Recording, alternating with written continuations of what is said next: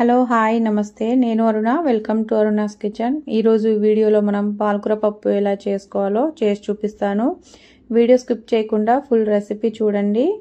ఈ వీడియోలో నేను చూపించే విధంగా ప్రాసెస్ మీరు ఫాలో చేస్తే ఎప్పుడు ఇదే ప్రాసెస్ అనేది మీరు చేసుకుంటారు ఇంట్లో, అంత రుచిగా ఉంటుందన్నమాట। ఈ పాలకూర పప్పు అనేది కూడా చాలా హెల్దీ, మనకు పాలకూరలో చాలా పోషకాలు ఉంటాయి కదా। వారానికి 1 or 2 టైమ్స్ కూడా పాలకూర తీసుకోవడం వల్ల మనకి అనారోగ్యం పాలవకుండా ఉంటాము। ముందుగా నేను 1 కప్పు కందిపప్పు తీసుకున్నాను। నేను పాలకూర అండి, ఇది ఆల్మోస్ట్ 700 గ్రాములు ఉంది। ఇక్కడ పెద్ద కట్టలాగా అమ్ముతారనమాట।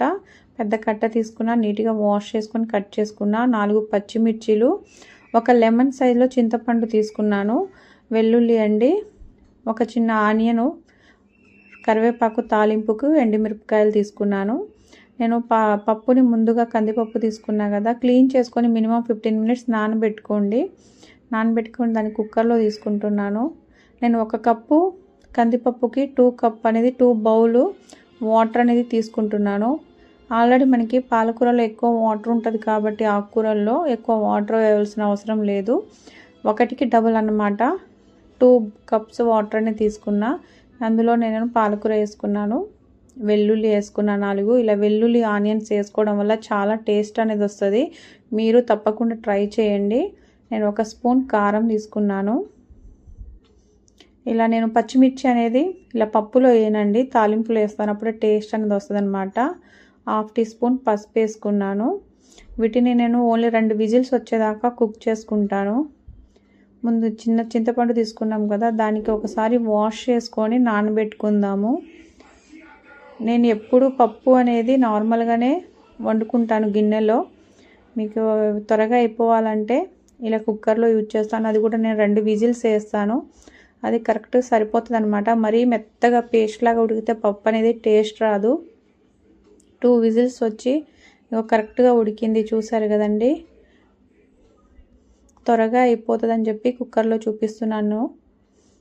ఇలా 2 విజిల్స్ వస్తే పర్ఫెక్ట్ అనేది ఉడికిపోతుంది అనమాట। చూసారు కదా, చాలా సింపుల్గా ఈజీగా చేసుకోవచ్చు పాలకూర పప్పు, చాలా హెల్త్ బెనిఫిట్స్ ఉంటాయన్నమాట। వీక్లీ 2 టైమ్స్ అయినా కంపల్సరీ మనం తీసుకోవాలి। చూసారు కదా, మనం ముందుగా చింతపండు నానబెట్టుకున్నాం కదా, దాన్ని కొంచెము మెత్తగా చేసుకొని చింతపండు వాటర్ అనేది తీసుకోవాలి।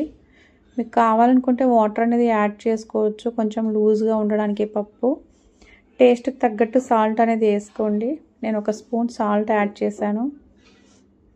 చూసారు కదండి, పర్ఫెక్ట్ ఉంది కదా। ఇలా పప్పు అనేది కనిపించాలన్నమాట, ఇలా ఒకసారి మీరు తిని చూడండి, టేస్ట్ అనేది మీకు తెలుస్తుంది।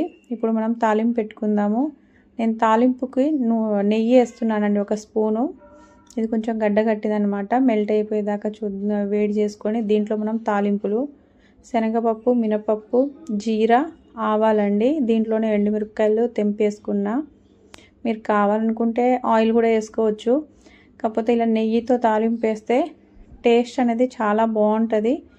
వెల్లుల్లికి చిన్న ముక్కలుగా కట్ చేసుకున్నా నేను, పచ్చిమిర్చిలు కూడా కట్ చేసుకున్నానండి, 2 పచ్చిమిర్చిలే తీసుకున్నా। ఈ కరివేపాకు, వీటన్నిటిని వేయించుకుందాము।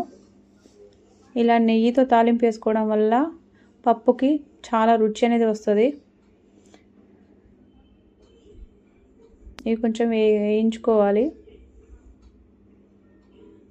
అప్పుడు దాకా మనము పప్పుని కొంచెం వేరే గిన్నెలో తీసుకుందాం। ఇలా ఒకసారి ట్రై చేశారనుకో, ఎప్పుడు మీరు ఇదే పద్ధతిని ఫాలో చేస్తారు। నచ్చితే లైక్ చేసి, షేర్ చేసి, సబ్స్క్రైబ్ చేసుకోండి। మీరు ట్రై చేసి ఎలా వచ్చిందో నాకు కామెంట్ పెట్టండి। ఇక కొంచెం హింగువ వేసుకుంటున్నాను, హింగ్ అనేది। చూసారా, మన తాలింపు అనేది కూడా వేగింది కదా, ఇప్పుడు మనం పప్పులో వేసుకుందాం। నేను ఎప్పుడు ఇలానే వేసుకుంటాను పైనుంచి, అప్పుడు మన టేస్ట్ అనేది వస్తుంది అనమాట। తాలింపు వేసాక కూడా మనం పప్పుని ఉడికించాలి, మగ్గించాలి అలా ఏం లేదండి। ఈ ప్రాసెస్ ఒక్కసారి ఫాలో చేయండి, మీకు తెలుస్తుంది। అయిపోయింది మన పాలకూర పప్పు, చాలా టేస్టీగా ఉంటుంది, మీరు ట్రై చేయండి, ఎలా వచ్చిందో నాకు కామెంట్ పెట్టండి। చాలా హెల్త్ బెనిఫిట్స్ ఉన్న పాలకూర పప్పు అండి, చాలా సింపుల్గా టేస్టీగా చేసుకోవచ్చు మనం ఇంట్లో। చూసారు కదా, దీని రోటీలో రైస్లో దేంట్లోకైనా బాగుంటుంది. బాయ్ అండి.